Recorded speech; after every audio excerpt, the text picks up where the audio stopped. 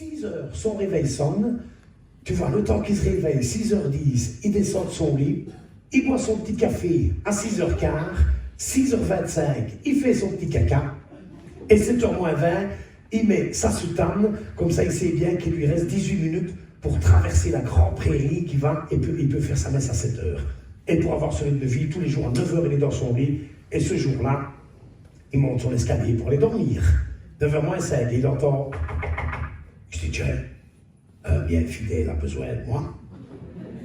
Il redescend, il va, il ouvre la porte, et là, il tombe sur un gars qu'il a connu à l'époque où il faisait ses études de séminariste. Mais l'autre, il s'est recyclé, mais maintenant il vend du 29.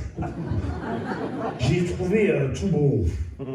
Le curé le fait rentrer, il dit on va goûter. Et effectivement, il est tout bon. Donc il boit une bouteille, 2 bouteilles, après 3 bouteilles, ils ont tous les deux leur gueule pleine ainsi. Le curé tape son camarade hors de chez lui, il fait comme il peut, il monte son escalier comme il peut, et là il s'affale dans son lit. Forcément, le lendemain, à 6h du matin, il n'entend pas son réveil, et 6h25, il ouvre un œil. Il voit l'heure et il fait non, dit non, peut-être pas oui. Ben, il fait je n'aurai jamais le temps de tout faire. Et effectivement, il boit son petit café, il met sa soutane et il démarre. Et là, dans le prix, c'est ça qu'il a oublié. En plus, avec le verre avec qui pousse, si je ne suis jamais rentré jusqu'à. Je n'arriverai jamais à l'église. Ça ne va pas aller. Il n'y a personne. Il s'accroupit, il relève sa soutane, il fait ce qu'il doit faire, il arrache une touffe d'herbe, il s'essuie comme il peut, et il court, et à 7h pile, il commence sa messe. Et ça va, tous les paroissiens sont là, et voilà, en avant, et qui nous voilà. Sauf qu'à un moment donné, il y a un tire-langue comme ça, tu vois. Et là, il regarde, il se rend compte qu'il en a plein en dessous de l'ombre. Il met bien vite ses mains dans ses manches. C'est pour ça qu'ils font ça. Et il est comme ça. Et il dit ça, mais ça va, tu sais, c'est comme quand tu pètes sous la couette quand c'est les chairs. Tu t'habitues. Et ça met. Sauf qu'à un moment donné, arrive le moment de l'Eucharistie. Et je ne sais pas si tu te souviens, Nicolas, à l'époque, tu ne pouvais pas la prendre en main, tu vois, tu faisais ainsi. Et c'était le curé qui était censé te la donner, il dit non, putain, ça je veux.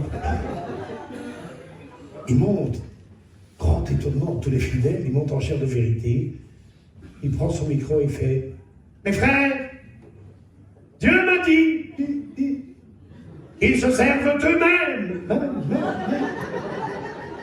Tous les fidèles, oh, on va pouvoir le prendre. Il va dans son petit coach, il prend son calice avec ses hosties, il dit non, je vais quand même de votre main.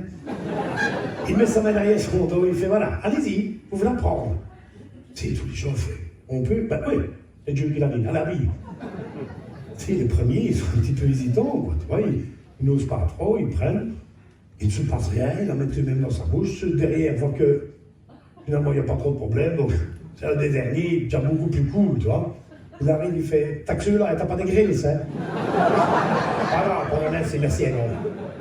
L'autre, il va ramener ses petits chips, et au moment où il va les remettre dans son coach, il y a le vieux Raymond qui remonte tout le cœur de l'église ainsi avec son garlot.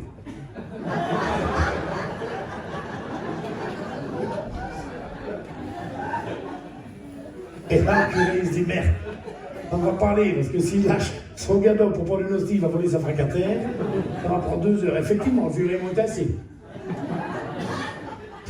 Ils attendent tous les deux, finalement, le curé dit, allez, tant pis, je vais les tirer comme des petits frisbees, tu vois.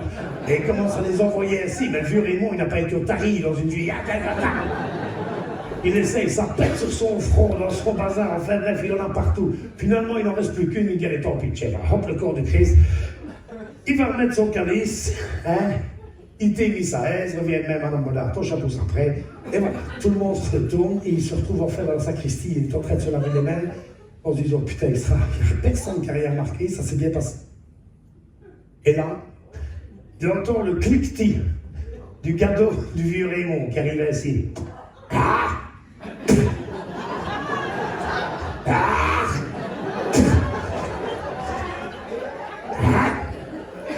Tu sais, comme quand Oh, tu donnes un chocolat à un chèvre. Putain. Et l'autre, il est comme ça, il fait mon fils, je peux faire quelque chose pour toi. C'est juste pour une question, moi, Curie.